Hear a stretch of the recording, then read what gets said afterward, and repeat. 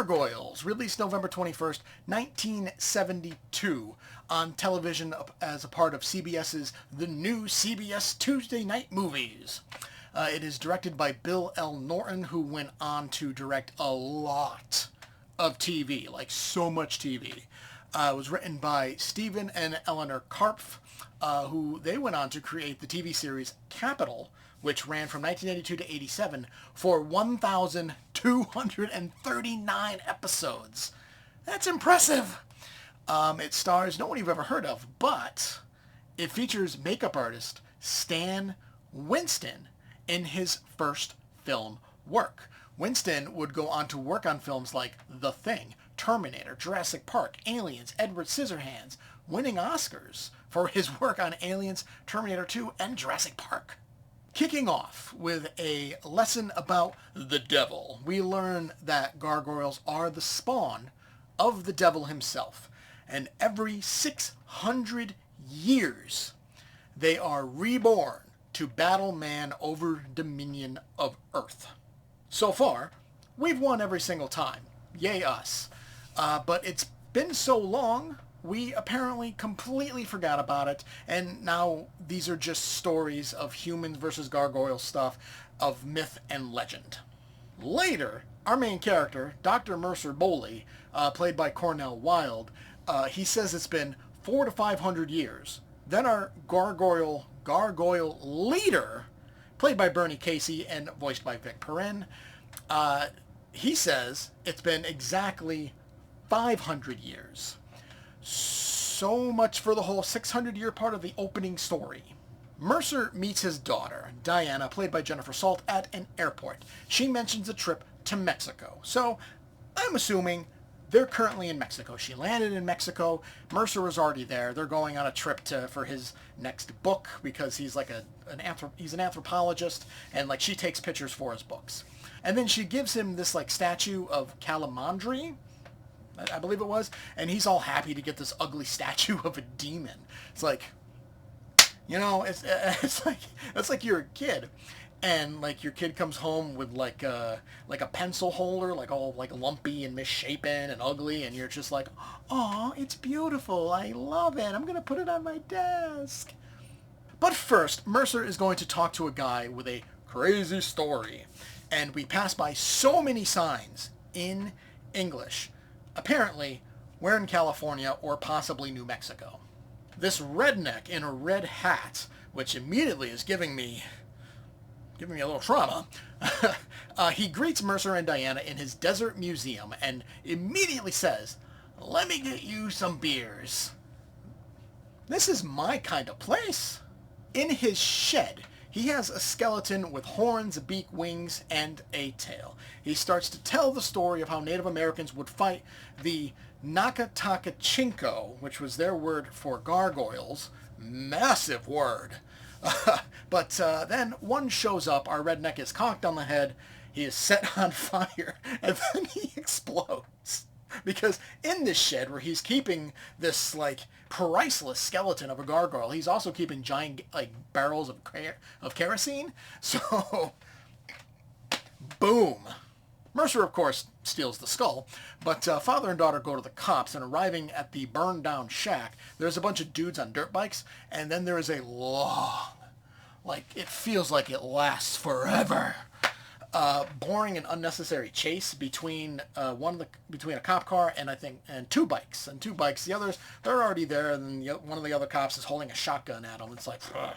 They immediately just blame these guys because they're just a bunch of guys around a burned down shack where there's a dead body and may or may not be stealing things, and they're like, oh hey, you're the bad guys, you did this. When the gargoyles actually show up, when we like see them, get a first full-on look of them, they break into the Bowley's motel room to steal the skull back. They look more like goblins, or even fish people, or even lizard people. They don't really look that much like gargoyles. They look like goblins, not gargoyles. But anyway, one gets hit by a fucking truck. Ridiculous. So Mercer takes the corpse, because why the hell not? And Diana walks to the police station. Just walks to the police station because she wants to get those writers off because they now have proof, aka the corpse now just chilling in their motel room.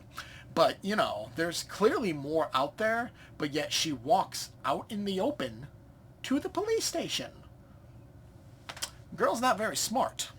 Gargoyles attack again, and in painstaking slow motion. It takes 2 to grab the corpse, and then the leader, who actually does look like a gargoyle, he is feeling up and like playing with Diana's unconscious body, and it's like, even for like the 70s, man, that's creepy. Like, that's... Ew. Let me go, says Diana, and the gargoyle leader just simply says, no. Just no. He eventually tells her, we mean you no harm. And yet they've actually killed multiple people. Mercer later sees like 10 eggs, and these eggs are massive, and then tells the cops, there's thousands of them. Dude, you saw like 10, 15, 20 at most. Tops. How do you know there's thousands? They set fire to the eggs, even though the fire really isn't that big, so how it's going to destroy thousands of them is just beyond me. Then Mercer lets the gargoyle leader get away with his old lady in exchange for his daughter. They fly away to end the movie. It's like, dude, these gargoyles are literally here to try to take out humankind and take over the earth. And you let 2 of them go? So that was lame. Lame is the best way to describe it. It's a creature feature, but it's a TV movie creature feature, so it's like very limited to what they could do.